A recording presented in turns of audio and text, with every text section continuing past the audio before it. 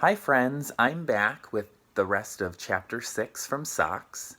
And if you remember in our reading yesterday, Socks was on his way back home in a rainstorm and found Old Taylor, the other cat in the neighborhood, eating his food, which did not make Socks very happy. And the two of them actually ended up getting into a fight over it. So we're going to see what happens with Old Taylor and Socks with the rest of the chapter. Socks no longer cared about his dry food. Let the old tomcat have it. Socks wanted to get away, to untangle himself from the bits of muddy black fur. Somehow he did get away and ran for the garage while Old Taylor sent sing-song warnings after him, all through a downpour. When Socks tried to leap to the windowsill, the weight of the mud on his fur made him fall. When he tried to lick his bleeding forepaw, the rasps of his tongue scraped up a mouthful of mud. Cold, wet, stiff with mud, and in pain, Socks needed help. Lights were coming on in the bedrooms, bathrooms, and kitchens of the neighborhood. Old Taylor had disappeared. Slowly and painfully, Socks made his way through the rain, though the scattered cat food, now soggy and unappetizing, to his own back door, where he cried a small, desperate meow for help. Mrs. Bricker, who was in the kitchen, heard and must have understood, for she immediately opened the back door. "Socks!" she cried, shocked. Socks looked up at her with sad, defeated eyes. "Oh, poor Socks!" Mrs. Bricker opened the door wider, and Socks stepped painfully into the laundry. "Bill, come and look at Socks. He's been in a fight." Mr. Bricker came down the hall with his bathrobe flying. "Why, you poor old fella," he said when he saw the cat. Socks waited helplessly. "And he's bleeding," cried Mrs. Bricker. "What do we do? He can't lick all that mud." Mr. Bricker agreed. "And if we tried to give him a bath, he'd climb the wall." "We can't let the mud dry," said Mrs. Bricker. "Adobe bricks are made out of mud like this. If it dries, he'll turn into an adobe cat." "Try wet bath towels." Mr. Bricker snatched a clean towel from the tangle on top of the dryer and dampened it under the kitchen faucet. Mrs. Bricker did the same. They knelt and began to rub Socks. How good the warm towels and gentle hands felt. Charles William awoke and fussed in his crib, but this time Socks got the attention, which made him feel better. "Poor Socks," grieved Mrs. Bricker as she swabbed with the second towel and then a third. "It's all our fault for shutting you out." She dropped the towel into the washing machine and reached for a clean diaper.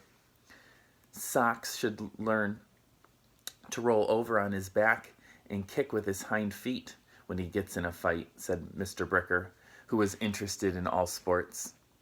"His strength is in his hind legs. He should hang on with his front paws and give Old Taylor everything he's got with his hind legs." "Bill, you can't coach a cat." Mrs. Bricker laughed affectionately as she held another diaper under the kitchen faucet. Charles William increased the volume of his fussing and began to rock his crib.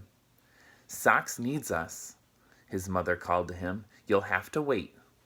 Then she said to her husband, "Bill, can't we let Socks live in the house again? I know he didn't mean to bite so hard that time, and I always watch him when he's in the room with Charles William." "I don't see why not," said Mr. Bricker, scrubbing the matted fur with a clean diaper. "He's older and wiser now, but we'll still have to keep an eye on him." Here there's a picture of Mr. and Mrs. Bricker.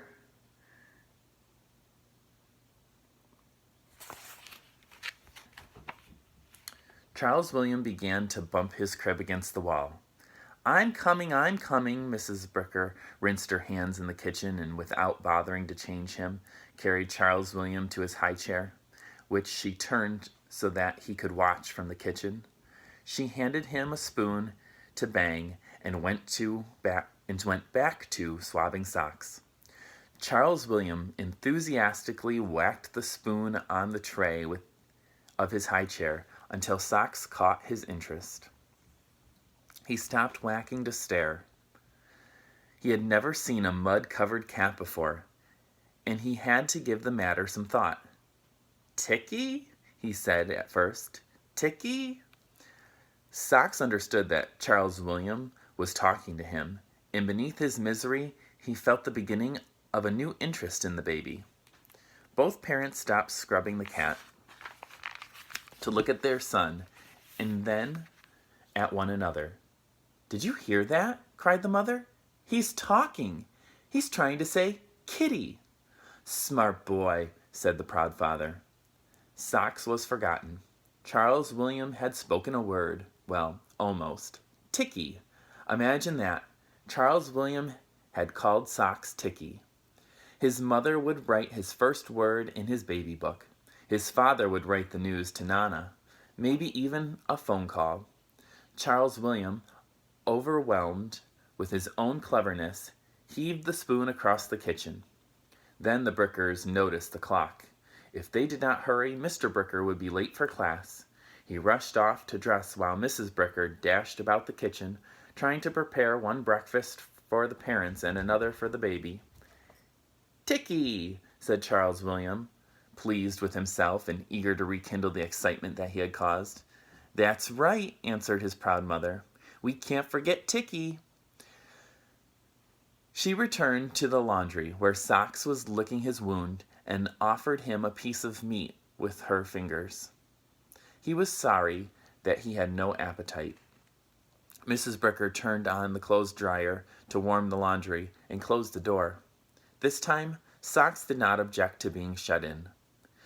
He crouched on aching joints and, allowing for the weight of the mud on his fur, leaped to the top of the dryer, where he settled himself to lick his bleeding leg in a tangle of clean diapers waiting to be folded. In the kitchen, Charles William demanded admiration. "Ticky," he said, slapping his palms on the tray of his high chair. "Ticky." "Kitty," said Mrs. Bricker. "Ticky," said Charles William, and laughed. He had invented a game.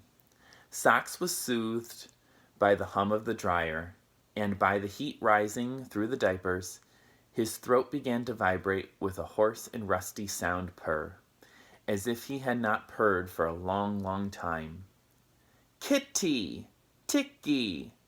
Mrs. Bricker and the baby were talking about it.